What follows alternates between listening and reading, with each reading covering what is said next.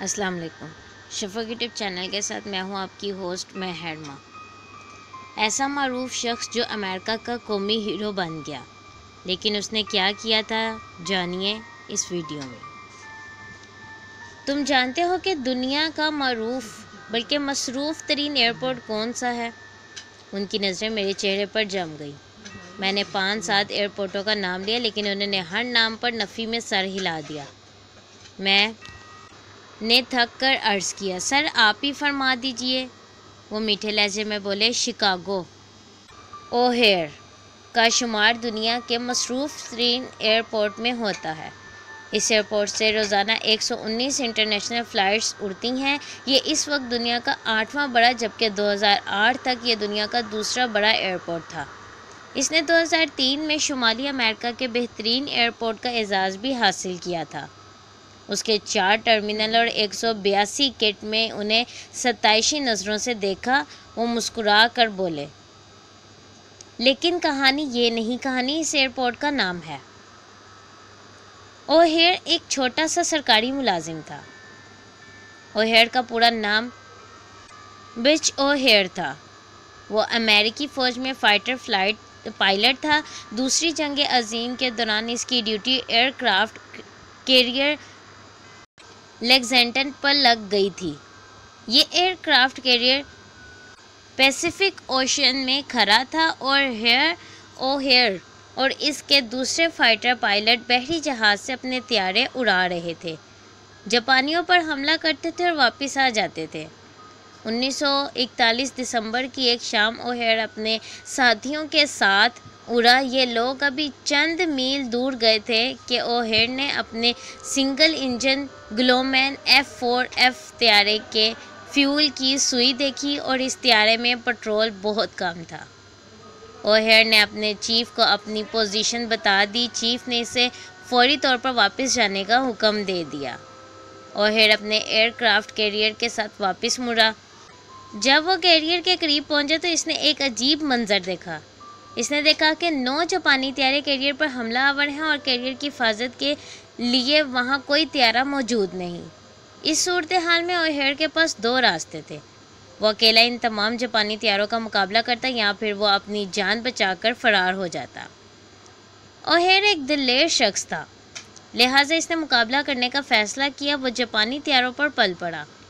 وہ فضا میں طیاروں پر چپٹا، ان پر گولے پھینکتا اور دوسری طرف نکل جاتا، وہاں سے واپس پلٹتا اور دشمن طیاروں پر گولیوں کی بوچھار کر دیتا۔ اس نے آدھے گھنٹے میں دشمن کے 5 طیارے مار گرائے۔ اس دوران اس کا بارود ختم ہو گیا۔ اس نے نئی تکنیک سے لڑنا شروع کر دیا۔ وہ دشمن کے طیاروں پر جھپٹتا اور اسے اپنے طیارے کے پر سے چیرتا ہوا دوسری طرف نکل جاتا۔ اس تکنیک کے نتیجے میں دشمن کے مزید 3 طیارے تباہ ہو گئے، جبکہ آخری طیارہ توازن برقرار نہ رکھ سکا اور وہ سمندر میں گر گیا۔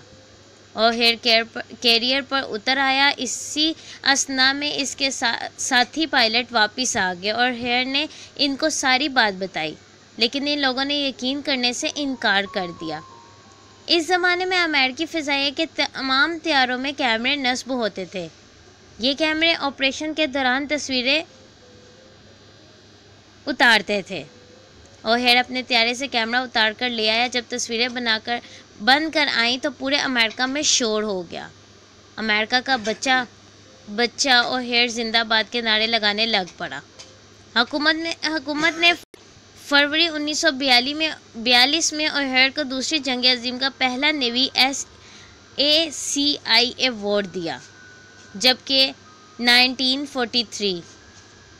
1943 میں امریکن آرمی کے انتہائی شاندار ایوارڈ فلائنگ کلاس سے بھی نوازا گیا۔ اوہیئر 26 نومبر 1943 میں ایک جنگی مہم پر نکلا۔ اس کا طیارہ دشمن کا نشانہ بنا۔ وہ سمندر میں گرا اور ہمیشہ کے لیے لاپتہ ہو گیا۔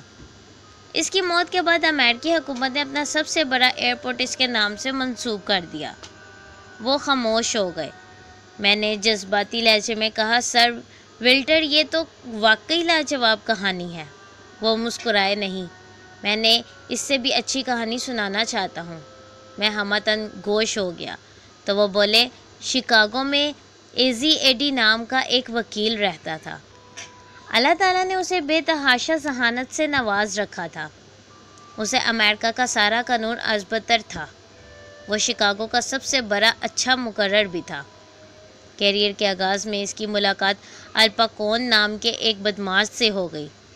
अल पाकोन शिकागो माफिया का लॉर्ड था। पूरा शहर इससे डरता था। अल पाकोन ने एजी एडी को अपना वकील नामजद कर दिया। पुलिस जब भी अल पाकोन को पकड़ती, एजी एडी बड़ी महारत से इसे अदालत से छुड़ा लेता। इस ज़माने में लोग कहते थे कि अल पाकोन को एजी एडी का ताउन हासिल ना हो तो इसका सारा माफिया 1 महीने में बिखर जाए। एजी एडी ने अल पाकोन से बेतहाशा माली फ़वाइद हासिल किए। इसका शुमार शिकागो के उमरा में होता था।